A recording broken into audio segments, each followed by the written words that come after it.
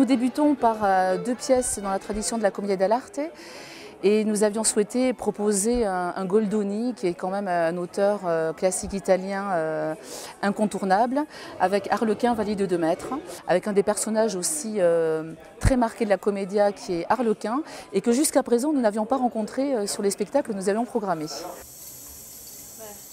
Nous avons eu la chance de travailler avec Carlo Boso, un des maîtres incontestables de la Commedia. Il n'y en a plus beaucoup en France et dans le monde, et qui nous a vraiment fait redécouvrir cet art parfois un peu méconnu. Il était vraiment important pour nous qu'il soit le parrain de ce festival. C'est un théâtre qui va toucher le cœur des gens, c'est un théâtre généreux, c'est un théâtre populaire. Et quand je finis ma lettre, moi je te la passe pour le moment où tu as ta scène à toi. C'était une forme de théâtre qui était née dans le contexte du carnaval. Alors ça veut dire que pendant une semaine, on permettait aux personnes qui en général n'avaient pas le droit de parole pendant l'année de prendre la parole sur un plateau. À partir du IIe siècle avant Jésus-Christ, le théâtre était petit peu disparu.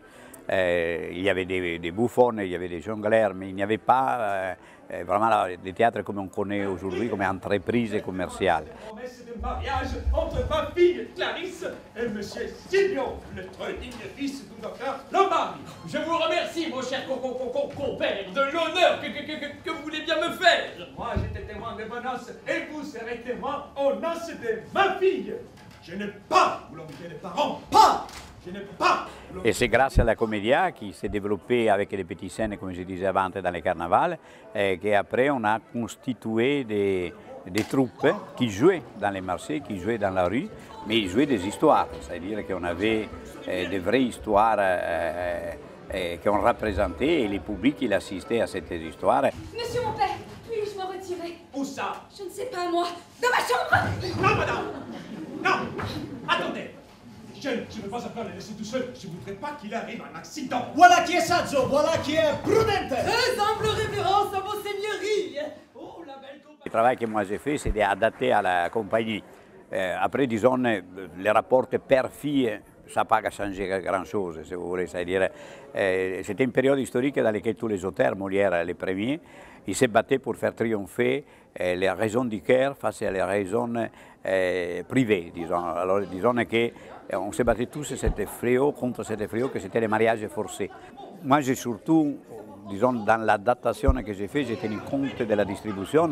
Et c'est la première fois dans l'histoire du théâtre qui joue le rôle d'Arlequin. Arlequin, il faut savoir que dans l'histoire du théâtre, il représente l'immigré africain qui arrive à travailler en Europe, qui cherche du travail.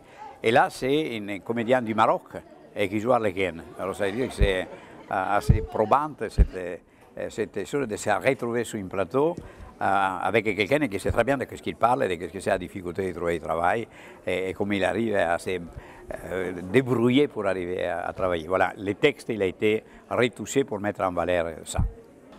Tu m'écoutes? Je vous écoute. Va à la poste qui vient de Turin. Tu m'écoutes? Je vous écoute. Va à la poste qui vient de Turin. Je vous écoute. Arlequin, Valet de Maître, à la base, c'est une histoire de mariage. C'est un mariage entre Clarisse et Silvio. Donc Clarisse qui est la fille de Pantalone et Silvio qui est le fils du docteur. Donc un mariage comme ça qui se fait. Et Arlequin, qui est le serviteur de Federico Rasponi, donc un autre monsieur, vient annoncer la venue de ce monsieur-là. Et c'est là où ça chamboule tout. Arlequin, qui c'est Arlequin? C'est un serviteur. C'est un serviteur qui vient de Bergame. Bergame est une commune d'Italie. Et tellement à la dèche, sans argent, qu'il décide de partir pour Venise pour chercher du travail. Et là-bas, il trouve un patron. Enfin, il est avec un patron qui l'accompagne à Venise. Mais il est tellement mal payé, mal nourri, qu'il se donne le challenge de trouver un autre patron, de servir les deux patrons en même temps, afin de récolter encore plus de nourriture, plus d'argent. Et voilà, donc c'est un pari qui se donne.